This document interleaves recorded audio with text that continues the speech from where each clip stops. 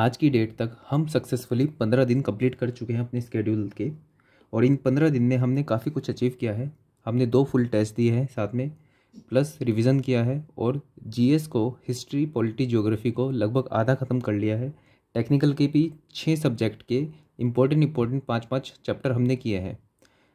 तो आज है 16 अगस्त और डे 16 है आज। तो एक तो कुछ सब्जेक्ट अब चेंज हुए हैं टेक्निकल के, क्योंकि वो पहले जो 6 सब्जेक्ट थे इंपॉर्टेंट सब्जेक्ट, उनके कुछ इंपॉर्टेंट टॉपिक्स हमारे हो गए थे। तो एक तो हम टेक्निकल कुछ चेंज किया है हमने, प्लस रीजनिंग को इंक्लूड किया है हमने कल ही। ठीक है, तो हम धीरे धीरे ऐसे चेंज करते रहेंगे जैसे जैसे चीज़ें कंप्लीट होती रहेंगी। तो सबसे पहले हमारा है रीजनिंग। रीजनिंग में आज हमें करना है एनालॉजी। सबसे ज़्यादा क्वेश्चन इसी के पूछे जाते हैं, एनालॉजी के। एनालॉजी में क्या होता है कि जैसे कप को हम रिलेट कर सकते हैं लिप से। ठीक है, तो बर्ड को हम किससे रिलेट करेंगे? बर्ड को हम रिलेट कर सकते हैं बीक से। जैसे कप से हम कोई चीज़ पीते हैं लिप लगा के, ऐसे बर्ड कुछ खाती है बीक से, ऐसा। या फिर हम जैसे लिख देते हैं कप को हम लिख सकते हैं XUL, तो हम लिप को क्या लिखेंगे? तो इस तरह से हम जो ऐसे वाले क्वेश्चन होते हैं ये सब एनालॉजी में आते हैं। तो रीजनिंग में हम करेंगे एनालॉजी के क्वेश्चन की प्रैक्टिस।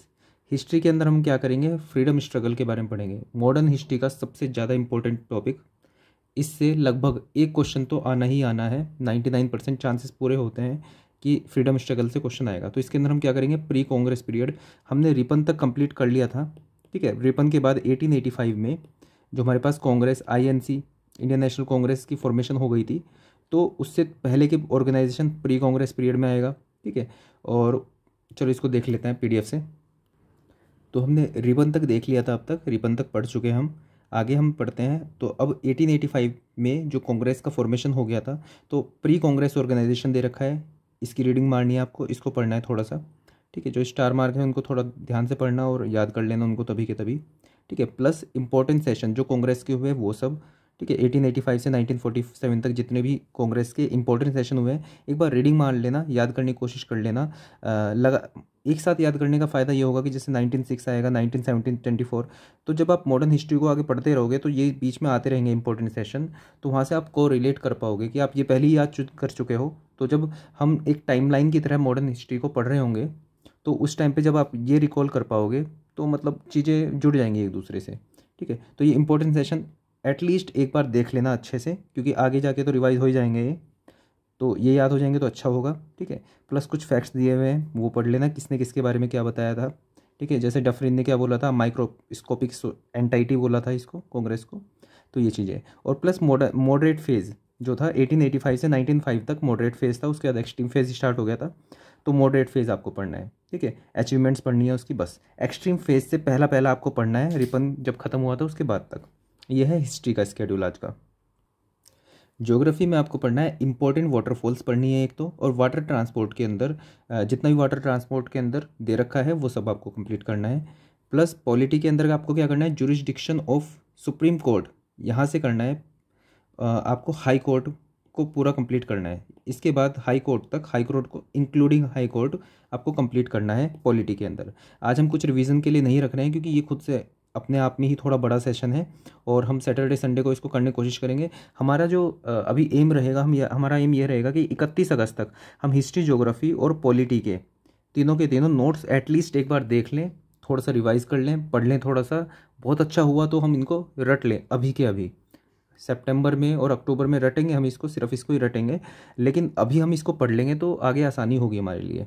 ठीक है, अब आते हैं सीधा टेक्निकल पे। तो टेक्निकल में हमने सब्जेक्ट चेंज किए हैं। BMC, सर्वे, सोइल, FM, सोम और RCC, ये 6 सब्जेक्ट के हम इंपॉर्टेंट टॉपिक्स देख चुके हैं अब तक। तो टेक्निकल के अंदर क्या है? टेक्निकल के हमें अंदर पढ़ना है अभी इरिगेशन, ट्रांसपोर्ट, एस्टिमेशन, ये चलेगा हमारा मंडे में। ट्यूसडे में हमें चलेगा एनवायरनमेंट, स्टील, HM, OCF और रेलवे।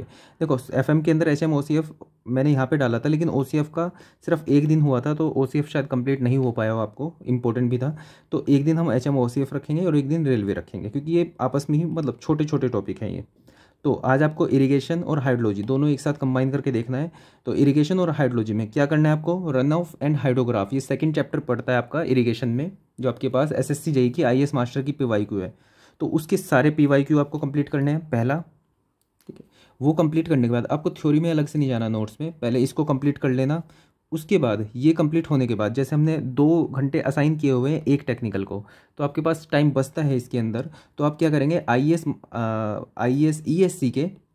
ESC के PYQ देखेंगे आप इसके, ESC के PYQ देखेंगे।